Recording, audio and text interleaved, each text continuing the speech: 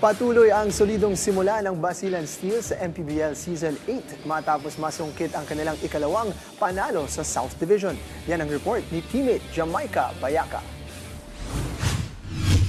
Tinukoy ni veteran guard John Wilson ang team chemistry at kolektibong disiplina bilang pangunahing dahilan ng maagang momentum ng Basilan Steel sa MPBL. Nakabalik sa win column ang koponan matapos ang 82-76 panalo kontra Pasay Voyagers noong Miyerkules, April 22 kung saan umangat si Wilson sa kritikal na bahagi ng laro. Nagtala ang veteran guard ng 22 points at 12 rebounds, kabilang ang mahalagang opensiba sa endgame para itulak ang Basilan sa panalo. Matatandaang nagmula ang momentum ni Wilson sa kanilang naunang tagumpay kontra Valenzuela noong April 13 kung saan isa din siya sa nanguna sa opensiba ng Basilan. Sa South Division standings, nasa ika-4 na pwesto ang team na may 2-1 record, nangunguna sa ranking ang Jensen Warriors, Quezon Huskers at sinusundan ng Batangas City.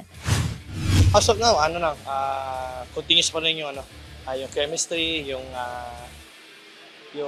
mga game plans namin kasi may mga lapses din talaga kami. So yun we start of practice. Kailangan talaga more communication sa defense. Saka syempre, importante yung bonding as a team. Kasama ni Wilson sa rotation ng Basilan ang mga veteranong sina JV Casio, Gerard Wilson at John Katimbuhan na nagbibigay din ng lalim sa koponan sa bawat laro. Habang umiinit ang labanan sa liga, nananatiling nakaangkla ang Basilan sa kanilang team chemistry at teamwork sa pagtulak ng kanilang kampanya. Inaasahan naman ng susunod na hamon ng koponan sa Lunes, April 27 kontra Cebu Great sa patuloy na elimination round ng season. We just prepared. Mga coaches na bahala kung ano yung mga defensive scheme namin gagawin against sa Cebu on Monday. Sa veteran, laging kausapin yung mga youngers namin. Siyempre, kailangan maging more vocal siyempre para magkaroon ng communication inside the court.